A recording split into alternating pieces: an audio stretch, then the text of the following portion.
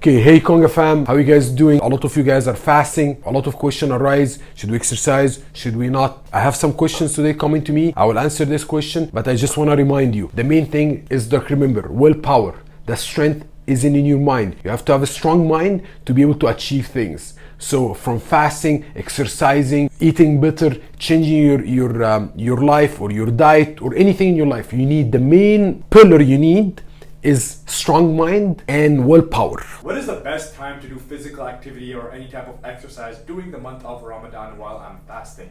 So it's based on your goals and your age and multiple other things. But I will just give a general answer here. One of the two, if you're looking for weight loss, I would say before iftar, light and moderate cardio. So aerobic, so go for a walk, light bike riding, things like with low impact would be good. If you're looking for muscle gain, you will do after iftar, so you have a light iftar, you make sure to get some protein intakes in, some like carbohydrates as well too. So carbohydrates like rice, like bread, simple carbohydrate like dates, and some proteins. And then after that you go to the gym. If you want to work out, you have to make sure to do not be full. If you fill up your stomach, no way you'll be able to go for a workout. So I would say like think about like eating like if you're gonna eat a whole plate, eat half of this plate. Even less than half, third to half maximum, then you're able to go and start exercising. Make sure to drink enough and to hydrate yourself, and therefore when you go to the gym you'll be hydrated, and this will again help your performance. People, they think the food actually will make you feel jacked and strong at the gym. Not what you think. It takes some time for this food to get digested, but actually what will help you to feel jacked and feel energetic is hydration. What type of food and how much of it should I be eating in suhoor for losing weight or building muscle and overall being healthy during the month of Ramadan? So here is a good answer. Again, it's a general answer. I would say like have fats and proteins, because both they take longer to digest, so they will stay longer in your stomach. You make you feel full longer, and they don't need a lot of water to digest. But in the other hand, carbohydrates will have a lot of needs a lot of water. But again, if you're trying to gain muscles and don't want to lose mass, for sure add some carbohydrates. Example for fats, you can have avocado. Yeah, you can have things like nuts and fat, cheese. And proteins can be it can be lentil, can be beans. It can be like a chicken, beef. If you can do it in Saudi time, go ahead and do it. Everyone is different. Should I be taking any supplements during the month of Ramadan to help me lose weight or build muscle? If you look back to my videos, I always talk about supplements. I was loving supplements. I told people to take BCAs, and go for a workout. Make sure to have amino acids. Have for iftar, have like a protein shake. Then after that, eat to increase your protein intake. I personally now believe that no, it's all about the food. I'm not a big fan of supplements. I think you should eat properly. Just spend money on the quality of food, organic, clean food, homemade food, instead of buying supplements and so on. If there is one supplement that I would recommend, it would be protein powder, any type of protein powder, plant-based or an animal-based. But I would say to increase your protein intake by having a protein shake in the time that you can eat. Is there any advice that you can give for someone who has a physically demanding job and fasting during the month of Ramadan, so that they don't feel completely fatigued or feel like they're going to faint while they're fasting at their physically demanding job? So here is my answer. First of all, you have to believe. So again, willpower, strength power.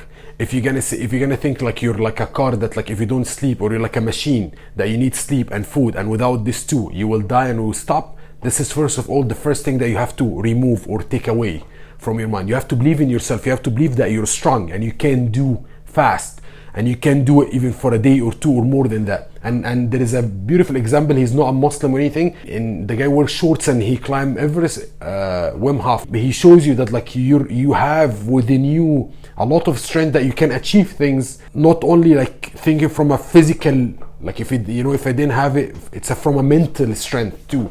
So I would tell you my own story. This is my personal story. We used to train 2 times a day, and we have a world championship going to with the national team. So we train the qualifications for the world championship. I did it when I'm fasting. So we're fighting, you're bleeding, you're getting hit, and still fasting.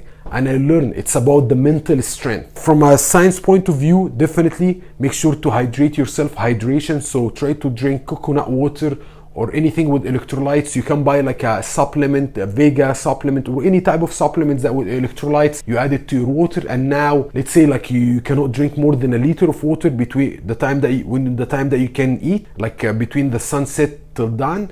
So now by adding this electrolytes to your water, now you crank this hydration. So now the 1 liter, it does the effect of 2 liters. So here is for the hydration. So I was fasting, and was even like 4 to 5 hours to break your fast, and we fought, and was world championship qualifications. So it's very hard fighting, and you know, like I fought and I was alive. I didn't die, nothing. There is another point that like we forget about it. It's adaptation. Our body is good at adaptation. If you are used to do physical activity midday, and in Ramadan you're fasting, and you do it while fasting, you still will survive. You're not gonna die. Nothing bad will happen to you. You might just get cramps later on, whatever. Again, it's adaptation. Your body get used to whatever you give. Even from a science point of view, your stomach shrinks, and then the food sits longer in the stomach. Therefore, after iftar, you feel full and you feel like you cannot eat anymore because the food sits longer. Your stomach actually gets more sensitive to the food, therefore the food stays longer in it. That's why you feel full for a longer time. Now, I really recommend for everyone, especially people they don't do physical activity, 10 to 15 minutes bike, walk, just feel alive, get the blood to go through your body, circulation properly, feel alive. It will help you to fast the second day and the day after, and it will help you through the months. It will give you actually energy. It's like a boost, as I said. By you exercising or doing a little workout right before you iftar, it actually gonna get your body to metabolize this food that you ate, and it push it, instead of sit in the stomach and you gain fat and so on, it will go to the muscle. So there are 3 things I always mention this: myocyte, hypocyte, and lipocyte. So myocyte is the muscle, and the hypocyte is your liver, and lipocyte is your fat. So now when you exercise, this food you ate, it will go to the myocyte. It will not go to the lipocyte, which is your liver or your fat or your liver, and therefore instead of gaining fat and feeling more lethargic, you're gonna feel more energetic, and your body will utilize this food you just ate. So remember, movement is medicine. Move, feel good. Ramadan should help you. Ramadan shows you the strength that you have, that you can survive with no food, with no water. Therefore, don't stop your activities, and don't think that you're dying or you're dead. You're alive, and Ramadan is showing you the 3rd dimension, or the true strength you have, which is your mind, that you can survive without food and drink.